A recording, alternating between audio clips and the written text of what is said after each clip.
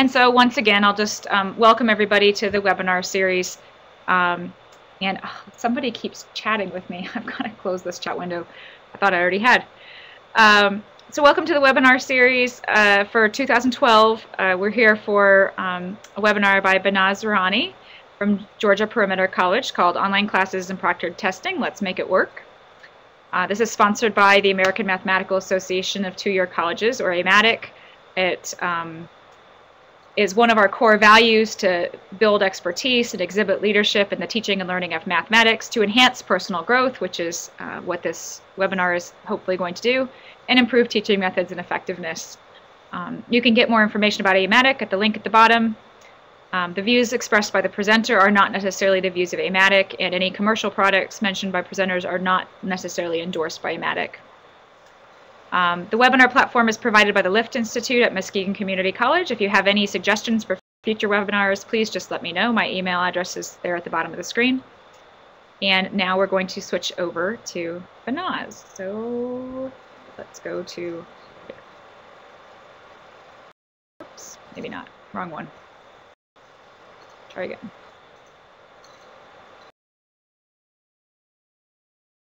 All right, so it's all you. Thank you, Maria.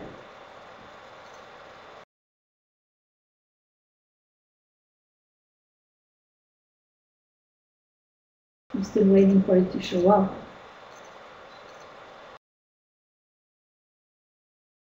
Are the participants seeing the slides? Right.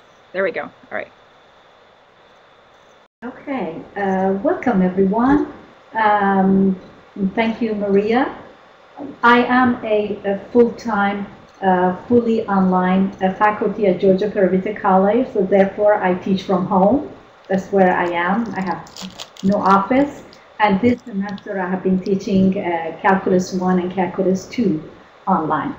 So with that said, let's move on to the first poll. I know there are some of you here that are not teaching online, so let's see. Do you teach online?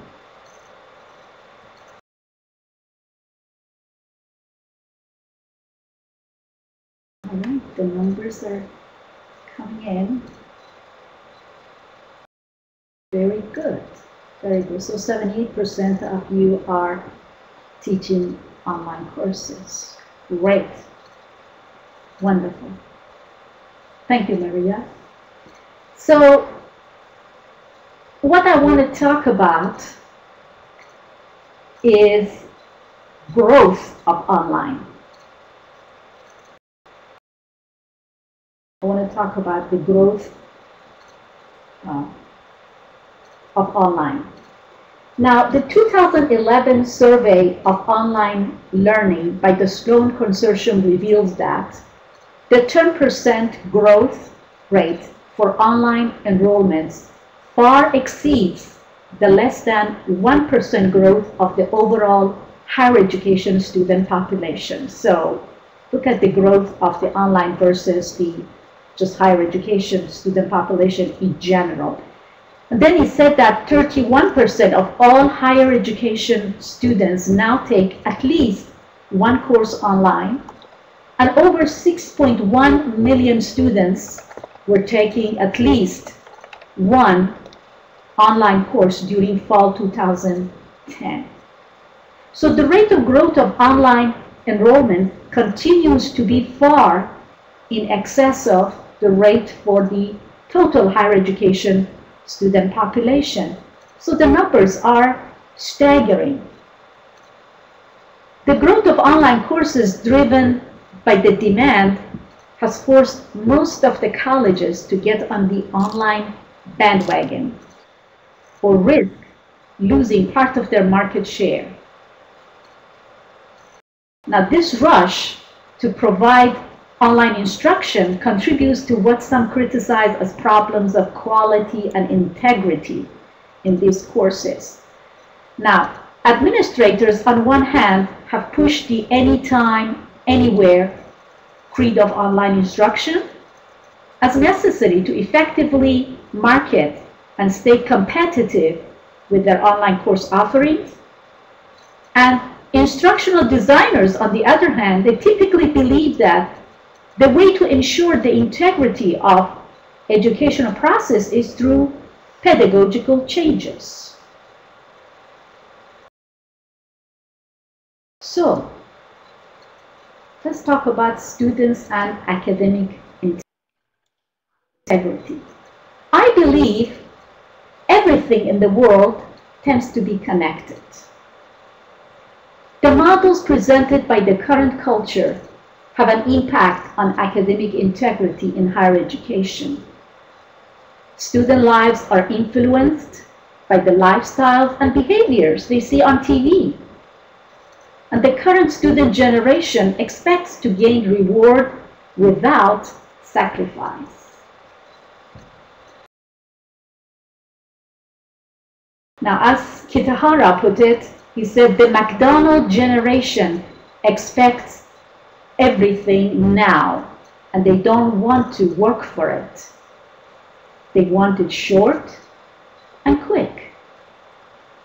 So academic dishonesty has implications far beyond just cheating on a test. I don't believe people will behave differently in different contexts. Therefore,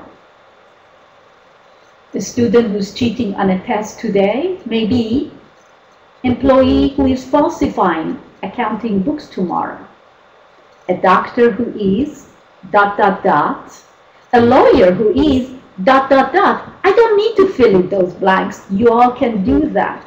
However, I do not want such a doctor on my bedside and to have any kind of dealings with such a lawyer. So what I'm certain of is that academic dishonesty today is dishonesty on the job tomorrow. So let's see how students cheat. It's very entertaining. There are certain of those that we are all familiar with their mobile phones. That's a popular one that they do. The other one is brain dump sites. Now, as one writer said it, brain dumps constitute illegal cheating because the information acquired was generally taken from material that was meant to remain secure, or information copyrighted or registered as trade secrets. One article reported that a professor from Indiana State University learned that her test questions were for sale on eBay.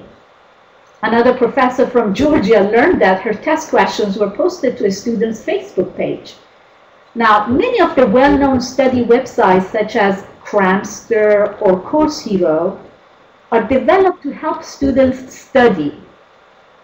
However, there is a debate over whether or not these sites or aspects of them, they enable cheating. One student posted on a Cramster website that this is the solution manual my book should have come with. Now, have you tried postyourtest.com to see if any of your tests are posted there? It's worth going there and checking it out. And of course, the other way of cheating is those how to cheat videos on YouTube. There are a ton of those. And then there is a wristwatch, mobile phones. So now, from now on, when a student is taking a test and has a wristwatch, I'd be curious to know whether that wristwatch is actually a mobile phone. Then there's the issue of the solution manuals and test bags.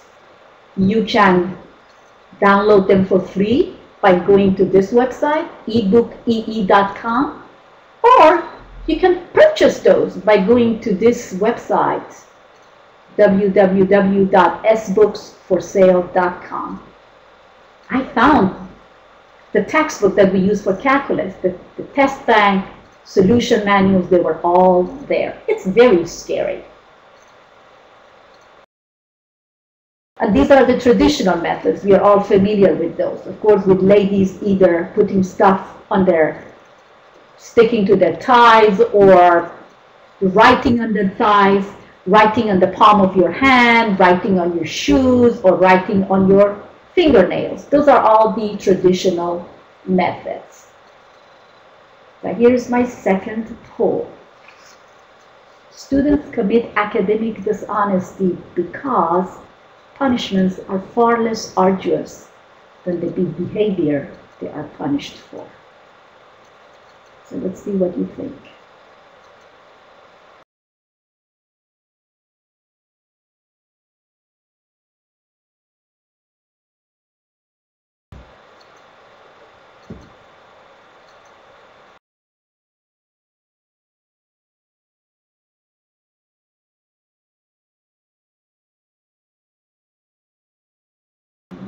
The numbers are coming in.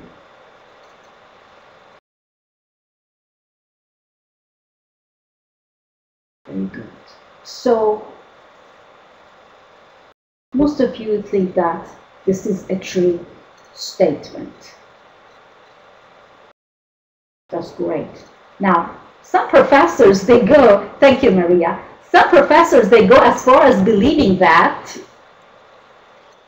a failing grade in one class isn't going to do. It has to be something that everyone can see, like a permanent notation on the transcript. Too many students simply don't care. All they have to do is take the course over. Isn't that the fact? All they have to do is just to take the class over. And this is what Kitahara said. Now let's look at cheating in higher education. Now I want to share with you some sobering statistics regarding the prevalence of cheating in higher education. If I can interrupt you for just a second, we have a question if the slides will be available after the presentation. Okay, there you go. Absolutely.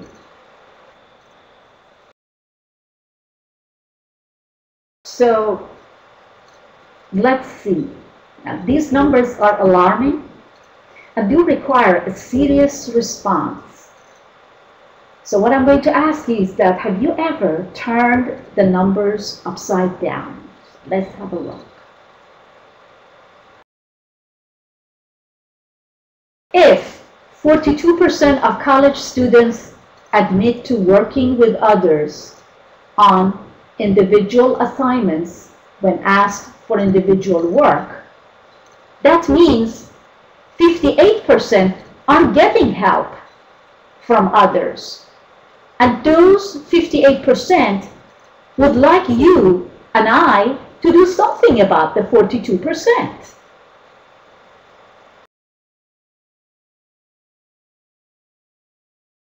If 33% of college students admit to learning what is on a test from someone who has already taken it, that means 67% aren't learning what is on a test from others. And they want us, you and I, to do something about that 33%.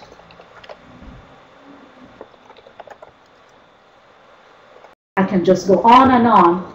If 24% of college students admit to receiving unpermitted help from someone on a written assignment, that means 76% of students aren't getting help.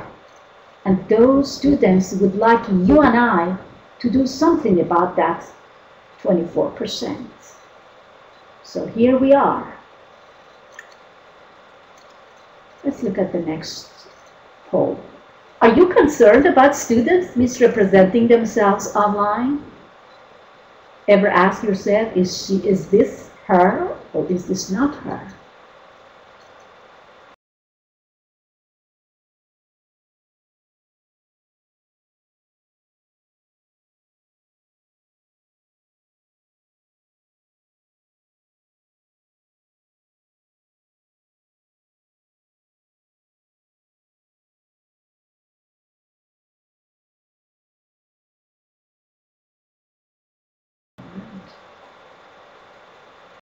So it seems that most of you are concerned about students misrepresenting themselves online. Great. Thank you, Maria. Now, this concern about student misrepresentation is so prevalent, it has made its way into law and policy. discussions. In 2008, Congress reauthorized the Higher Education Act with this provision. An institution that offers distance education needs to have processes through which the institution establishes that the student who registers in a distance education course or program is the same student who participates in and completes the program and receives the academic credit. So now the question is, how to combat academic dishonesty? How to combat it? Now, Laurie McNabb identified 3 ways that colleges and universities can address academic dishonesty. One is policing, which includes efforts to identify academic dishonesty and punish those who engage in this behavior. Now, spending time and effort to detecting cheating is enormous. You all agree with me. The second method is prevention. Now, this includes efforts to create barriers. And of course, proctor testing is one of those prevention methods. And then the third one is ethical. She called this one the most difficult one, as it strives to encourage students to wanting to do their own work. So that is something that has to come from within the student. The student has to be so virtuous that they just have to be wanting to be ethical and not to cheat.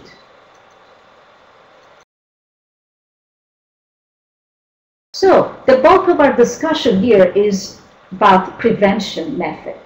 Now, we all know that the purpose of assessment is to validate student knowledge and not the knowledge of their tutor or a friend. In addition, it is to verify the innate value of degree or program, degree or a diploma. If an institution claims to provide a service, they must prove to society that they do so by some formally recognized mechanism. Otherwise, their reputation may come into question, causing problems with recruitment, enrollment, and even accreditation. That's why it's so very important to employ methods to prevent academic dishonesty. So let's look at our next poll.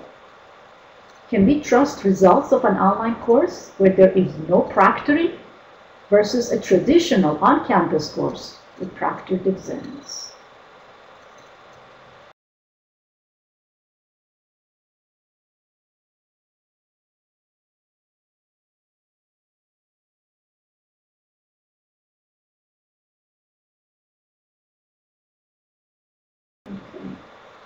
I see that most of you are saying that you cannot trust results of an online course that does not have proctoring. Okay, that's excellent. Thank you, Maria. So, proctor testing is a prevention method through which we can address academic dishonesty. So let's see, what is this proctor testing? Proctor testing is when students are supervised by an approved neutral proctor while taking the test. They show photo ID to confirm identity, and they remain in continuous line of sight with the proctor while taking an exam.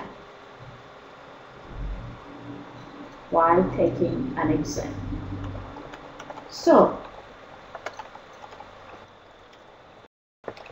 here is our next poll. How do you determine students' mastery of course material in your online course or courses?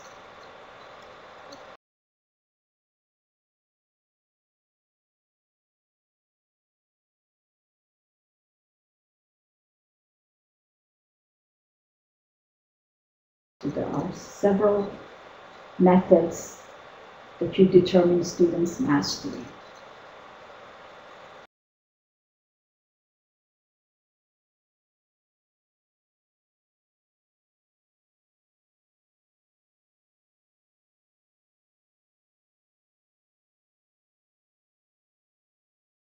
All right.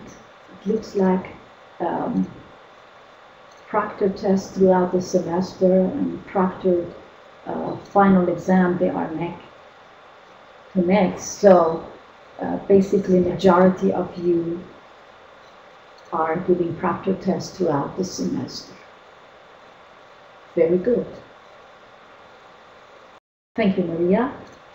And now let's have the next poll. I do not have proctor testing in my online courses because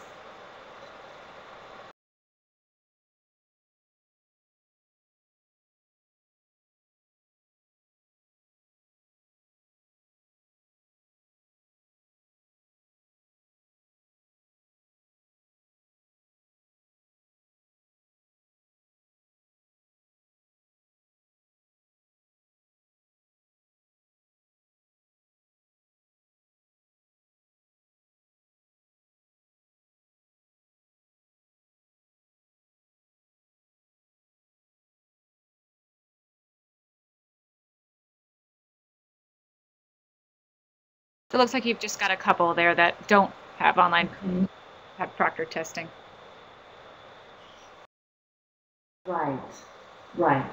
right. Thank you. So let's just move on. So now, the question I have is this, that is there any evidence that proctored, no, that's not for now. Thank you. Now the question is there any evidence that proctor testing is beneficial? All right, so we believe that proctor testing would prevent academic dishonesty, all that, but is there any evidence that proctor testing is beneficial? So I have looked at 3 different studies, so let's have a look. The first one was in pharmacy curriculum. The purpose of that one was to examine the impact that proctored versus unproctored testing would have on learning of college students in a pharmacy curriculum. And this was conducted in year 2005 by Wellman. Here are the results of the study. Unproctored testing was less effective in promoting overall learning, and it reduced time on task for some students. In addition, students who received proctor testing performed significantly better on the post-test when compared to their unproctored counterparts. So that was the first study. Now the next one was conducted with Principles of Economics course. The purpose of this one was to investigate whether the format of assessment, proctored or unproctored exams, affect test scores in online Principles of Economics classes. And this was conducted by Harmon and Lambrinos in year 2006, and here is the results. They said that comparison of the mean final exam score of the raw data shows that the mean for the proctored final in the summer 2005 course is 4.9 points higher than for the unproctored final exam in the summer 2004 course, and the difference is statistically significant at the 10% level. And it is speculated that the unproctored exam format encourages students to study less and learn less than they would in the proctored format. So what I'm getting out of these 2 studies is that the unproctored exam will cause students to spend less time on tasks. Now, the last study I looked at was in a math course. The purpose of this one was to investigate how proctor testing affects the learning outcomes and the overall grade distribution of the compared groups in online intermediate algebra classes. Now, this study was by Flesch and Osler in year 2010. This is from Metropolitan Community College in Nebraska. Here is the result of their study, that over 25% of the students in the non-proctored group, they had tests 1 to 5 online. They received grades on the proctored final that do not correlate to their overall average. and they were awarded grades that do not correlate to their work on the final. And then it said that around 4% of the students in the Proctored group, where they had 2 out of the 5 tests online, they received grades on the Proctored final that do not correlate to their overall average. Now compare the 25% with the 4%. And then they added that it would appear that the correlation for those taking proctored exams is higher and is more reflective of their learning at the end of the course. This evidence indicates there is a benefit to the proctor testing model in producing learning outcomes and final grades that are consistent. So, based on these studies, we see how proctor testing is an effective method for students learning and also addressing academic dishonesty. So now, let's see different types of proctoring. Now, the first one is the traditional proctoring. You either have on-campus or off-campus. Now, the on-campus means that's where students, they attend the regional sites sponsored by the home institution. They go to different campuses of the home institution. The off-campus is when a student finds a proctor by going to the National Testing Association website, that the website is quoted there. They find a proctor, and this proctor has to be approved by the home institution. Now, what do you do with the out-of-country students or military? Now, some schools, they use companies that specialize in test delivery. And these companies, they provide services such as checking multiple forms of identification, photographing candidates, and videotaping test sessions. And Pearson VUE is one of those. And the University of Maryland, they use Pearson VUE for their out-of-country students. And they have, this Pearson VUE has 4,400 test centers in more than 160 countries where students, they can take their proctor tests. Now, the other form of proctoring is electronic proctoring. Now, what are these services? What are these services? Now, there are services that they allow students to take an exam from anywhere without direct human monitoring. What they do, they use a webcam, audio, and video. So let's see what those services are. The first one that I looked at is ProctorU. Now, their services allow students to take an exam from anywhere using a webcam and a high-speed internet connection. Now, they get control of students' computers with their own proctors. Now, this service, if you plan to use this, you might run into issues with FERPA because they get control of the student's computer. The next one is Criterion. Now here students, they download a software and access their exams through a custom web browser. And several keystroke patterns of student typings are taken. Now, Penn State and Western Governors Universities, they use Criterion as means for electronic proctoring. The third one is Be Virtual. Now, they use advanced technology to monitor students during online exams. They get recording of all exam sessions, including video, computer system info, and audio. And again, I'm not very familiar with that system, but that one is out there. And the last one is Respondus. Respondus will be out in 2013.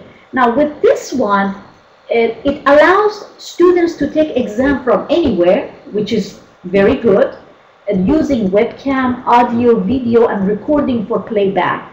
Now, the good thing about this system is that we, the institution, can proctor 7 to 10 students at a time. So it allows the home institution to proctor the students.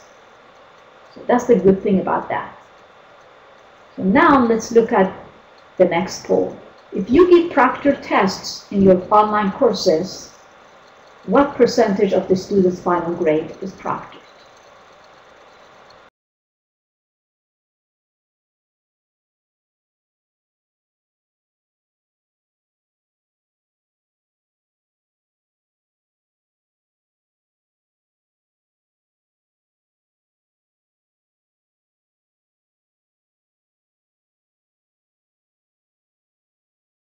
Right, it seems that mostly we are competing between 50 to 60 and over 60%. All right, that's great, that's good to know. So mostly they give the proctored exams are more than 60% of the grade. So now let's see how does this proctoring works? How does it work? Now, what I'm going to share with you is what we do at my home institution. During the first week of classes, students who need to take a test at a non-GPC, GPC stands for Georgia Perimeter College, they have to fill out off-campus testing site request form. And this is how the form looks like. I would email them this form, they fill it out, and they send it back to me. It basically, they need to go to that website and figure out a college, university, and a proctor that they can take their exam there. Now, what happens with this form? Now, students, they must return this form to their instructor. If the class has a midterm, they return it by third week of the semester. If the class has only final exam, they return it by midpoint. Now, what do I, as an instructor, do with this form? I need to collect all these forms, and then I forward them all to the online testing coordinator. Now, it is her job to check all these proctors. So the testing coordinator reviews these request forms, and then step number 5, the instructor must complete the off-campus instructor test form and then send it to the coordinator. Now, what is that? That is a form, very simple form of this nature, whereby me as an instructor, I have to put in the date of the exam, all the things that the student can or cannot use during the exam. And of course, down here in red is the password, because all our exams are online, so we have to send in the password for the exam. So it's a very simple process. And then the instructor will contact the student, let them know that their institution they have picked and the proctor they have chosen is been approved, and they need to go ahead and make the appointment. So it's very simple 6 steps that we follow. And then for our on-campus students, we have created this homegrown system whereby the students go online and they actually sign up for the exams, because our proctored exams are conducted on different campuses that we have.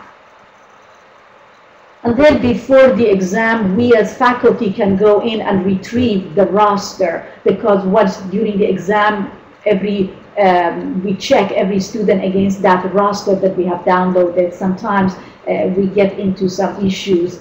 Students are not signed up for certain session and we run out of space, so that's why. Now, there is a system called Registered Blast that is a software that makes setting up sign-up times and reoccurring testing times easier, and this is a system we hope we can get. It makes sign-up times very easy, so that is something that we look forward to having. Now, our proctors that are us, faculty, and we also have some outside proctors, we are not left high and dry. We are given very clear guidelines as to what do we do during the exam. For instance, what do you do if the browser freezes? What do you do if the student is taking exam, all of a sudden they cannot see a formula or a symbol? What kind of things they can use during the exam? And this gets reviewed, 2 or 3 pages. This gets reviewed every semester, and it's sent to the faculty and the outside proctors. Behnaz, if I could interrupt you to just ask 2 questions that have come up here on the discussion board. One is what your college considers to be outside of commuting distance, and the other is whether your tests are fully online, or if they're like paper and pencil, or what the spread is between those. Sure. All our tests are fully online, so they have to take their exams online, and then the 50 mile radius is considered outside. That's where they can actually go ahead and find a college nearby. So it's a 50-mile radius. Disabled students, I saw that comment, the question by Connie, we do have disability services. If the student is disabled, then they can go to, we never had a situation like that, or at least I didn't have, that the student cannot come, and then they find the closest school or campus that they can go and take the exam. So that is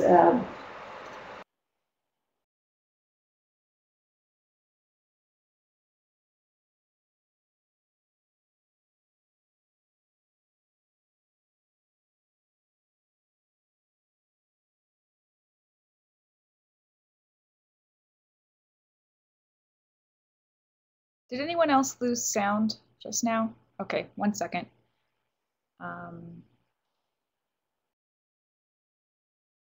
You put up a poll or something so she knows something weird is going on. And I'll call her.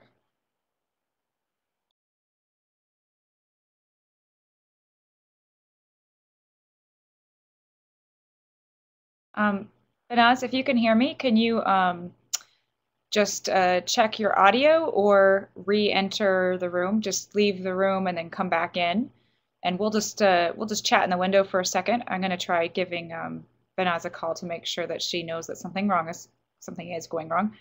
And in the meantime, we've had a lot of talking in the chat window about sharing proctoring techniques. So why don't we just continue that conversation in the chat window for a second, and let me give her a call and make sure that we're good.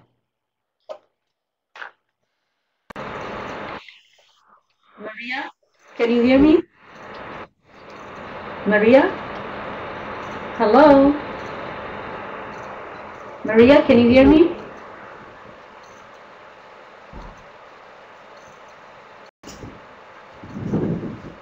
Maria, can you hear me? Hey, we lost your sound. Can you just close the window and go back in? Okay.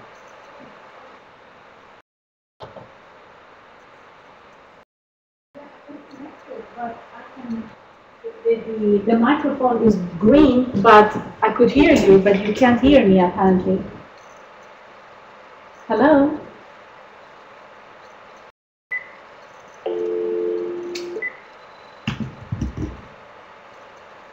Hello? Hello? Hello, Maria?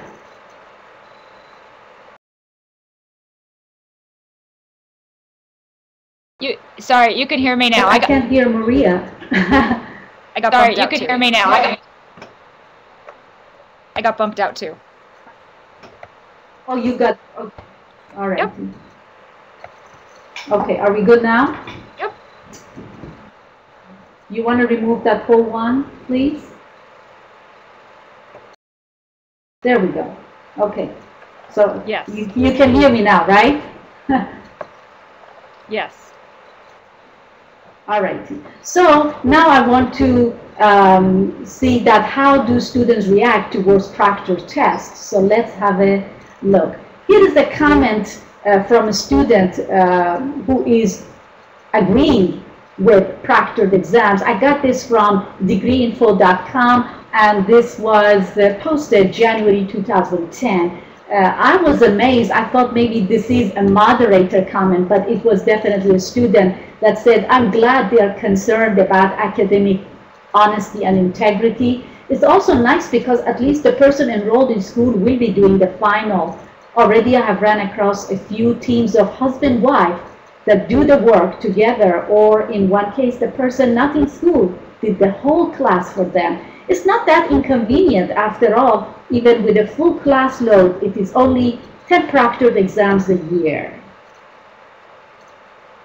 Here's another one, again from a student. This was posted January 2010, that said, yes, distance learning provides convenience, but academic integrity is essential, or distance learning degrees will be further devalued in the market. Is asking students to have an exam administered by a proctor too much to ask? I don't think so. Come on. You don't have to go to class at a set time or place, and you can study when and where you want. Can't you submit to a single proctored exam? Now, this is the student saying that. Regardless what any of us think, the U.S. Department of Education and regional accreditors may address this issue. Now, so this was all from students who agreed with proctor testing. Now, here is a student who is against it. And the student, this was posted November 2011, student is asking for help. I'm going to school at Purdue and taking all online classes this coming spring.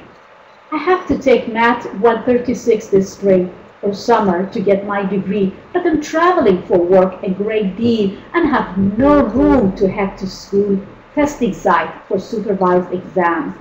At Ivy Tech, all exams are proctored. Is there any other Indiana school? She's asking for college algebra class that works. They seem pretty lax. Now, who is they? She means Purdue. They are pretty lax in what they accept. Seems that there just needs to be an accreditation. Thanks for the help. I am willing to pay $700 for the class. I just need non-proctored. Just non-proctored. So the student is very desperate. I just wanted to share this with you to see how far a student would go. The post on the left, this was from noneedtostudy.com. This was posted on someone's Facebook, that we can complete your online courses for you in any subject. You don't need to even pay me up front. And the one on the right is what was posted on Craigslist. The student is asking for someone to take a statistic exam for them, and they are making different payments. If you make an A, I pay you $100, and so on and so forth. So, are you hearing echo, Maria?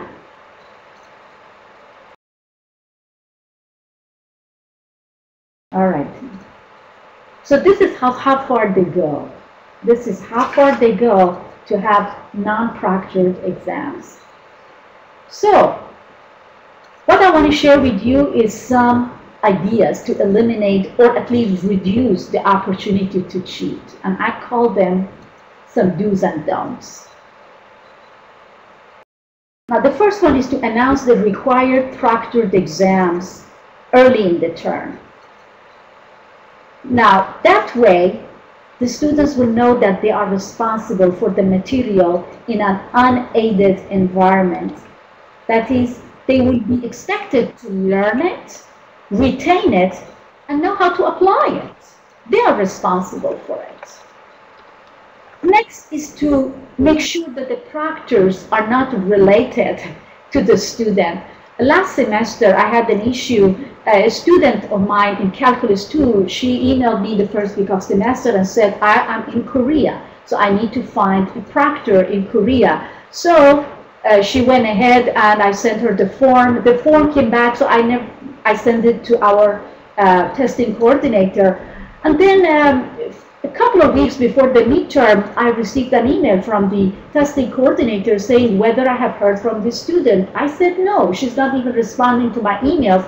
Apparently, the testing coordinator has been checking the proctor. She realized that the last name of the student is the same as the last name of the proctor who's sitting in Korea. So she just sent an innocent email to the student saying, are you related to the proctor who's in such and such a university in Korea? And that was the end of conversation. The student just decided she's not going to take this class, and she withdrew from the class. So there are these kind of checks and balances that have to take place. Otherwise, you never know. The person who's sitting in some country could be related to the student.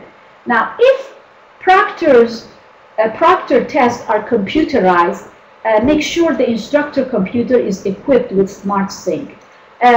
Last spring, the student, of course, all our exams are computerized.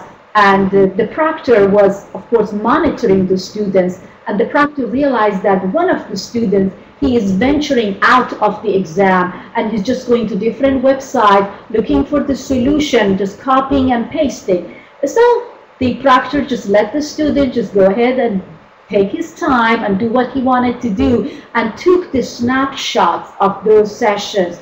And of course, when they confronted the student, he tried to deny it, but then he had no choice because they had the snapshot of those sessions, and he ended up with an F in the course. The other thing, of course, you're all familiar with handheld devices, that we shouldn't be allowing them to use those during the exam. The other thing we do is on tests include a statement about honesty. This is what we started doing. The more they hear and they see this, they become more aware of its seriousness, that they have to abide by the academic honesty policy, that they are who they say they are, and use varied test formats. Drawing questions randomly for each student from a pool is, of course, one example. It helps to reorder multiple choice answers randomly if possible. Now, again, last December, just the December that in December 2011, at one of our final exam sites, two proctors, they reported that under their sign-in sheet, because I mentioned that the students, they have to sign in, we check their names with our rosters. They found under their sign-in sheet, they found a sheet called Final Exam Shared from Memory, whereby a student just put together an information sheet based on his recollection of the final exam for future test takers. So if all exams are the same with the same order, this is what would happen. So who knows, maybe the student was selling this to different students, and we really don't know. So that's what happens. So it's a good idea to use a varied test format. Of course, do not allow students to the testing computers ahead of time.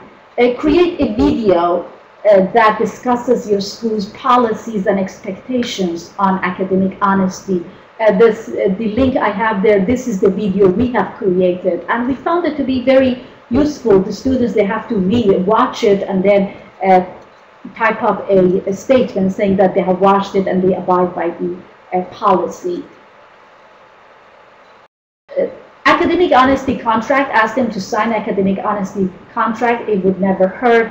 Define cheating and be clear on how much collaboration is permissible on each assignment. Sometimes they do not know cutting and pasting solutions from Wolfram Alpha to your test is really cheating. They really think they are doing you a favor by providing all the solutions there. And have a syllabus quiz that includes an academic integrity statement or honor code. That would be helpful too. Now, proctor testing, these are my final thoughts. Proctor testing in online courses may seem to contradict the anytime, anywhere principle of online education. But, on the contrary, they provide the clearest and most effective means to ensure that students' skills reflect the grade they receive, improve student learning, give credibility to online courses, facilitate transferability, preserve integrity of online courses, and help satisfy accrediting agencies that colleges are offering sound courses and programs. Now, you are all aware of the AMATYC proctor testing position statement. Now, in light of what was discussed in this presentation, in order to maintain the integrity of our online courses, it is very important that AMATYC, which is looked upon by faculty and administrators in two-year colleges as the standard bearer for academic guidelines, to come up with a position statement that would ensure the credit worthiness of our courses. The position statement that the innovative teaching and learning and placement and assessment committees have been working on.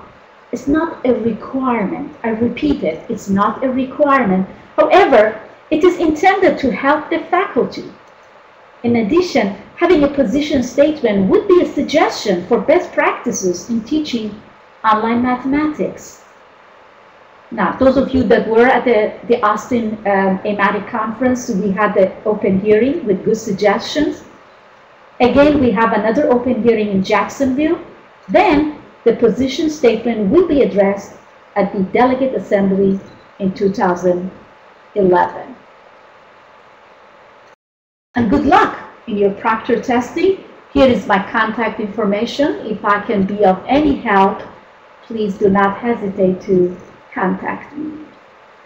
And yes, Connie is saying that I know colleges that can transfer. Indeed, it is. I have the document in my hand that it says that only if your college gives proctored a math test, then we will talk about its transferability. So it's a very serious issue here in Georgia, and I'm sure that's the route that many of the schools are going that way. They are not math courses are the only courses that they transfer to that prestigious university because of our proctor tests. I'm going to just interrupt for a second, and then you guys can keep asking some questions if you'd like. Thanks for participating in today's AMATYC webinar. I just want to remind you that we have some sites on the internet that you might want to like to get more information when there are going to be upcoming webinars. And so the first one is our Facebook page, which is here. And we do always announce webinars there as well.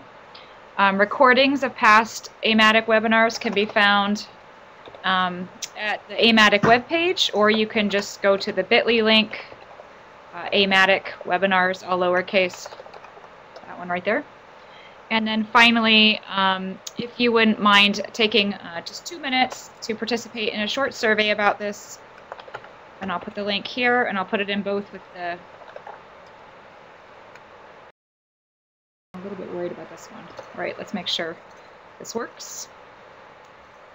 I know that sometimes these links can be a little bit problematic, so I'm going to test this one and then put in the longer link as well. And here's the longer link in case the shorter link to the survey doesn't work. It's the Zoomerang link there. Again, we use these evaluations to kind of look at other topics. Also, if you need to get a confirmation that you were attending this webinar, please do the evaluation. That evaluation also at the end of it acts as a confirmation of your participation. So if you do need confirmation, make sure you fill out the evaluation or you won't get one. So any other questions for Behnaz while we have her here today?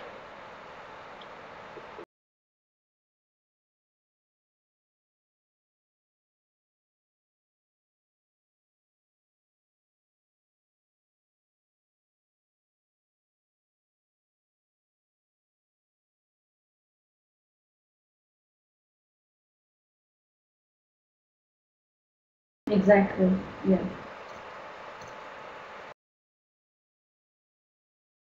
That's correct, Patty.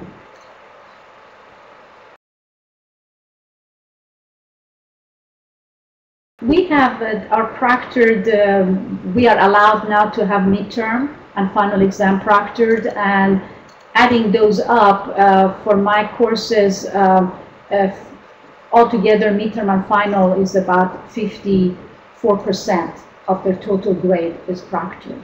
So we have midterm and final. So if they do not do a good job on those, they're going to fail the course. How many total exams is that? 2, okay. Midterm and final. Thank you so much for all of you being here. You were all great attendees. I enjoyed having you all here. And just do not hesitate to contact me if you need any kind of information, how to go about doing your proctoring. I know it sounds very scary to start with. We had a lot of opposition from our administration, but we just kept on trying. At first, we were only allowed to have final exam proctored. It's only about a year that they allowed us to have midterm. So we are ecstatic about it. So just keep trying. All right. Well, thanks to everybody for attending. When the link goes up to the webinar, the slides will also be there. So again, that is, it's a pretty easy little bit.ly link to remember. It's just AMATYC webinars. You can see all of our past webinars there. Whoops. It needs an N in that link, by the way. I'll fix it. Webinars. And like I said, we'll post the link to the slides there too. So, thanks for being here today, and we'll talk to you guys later.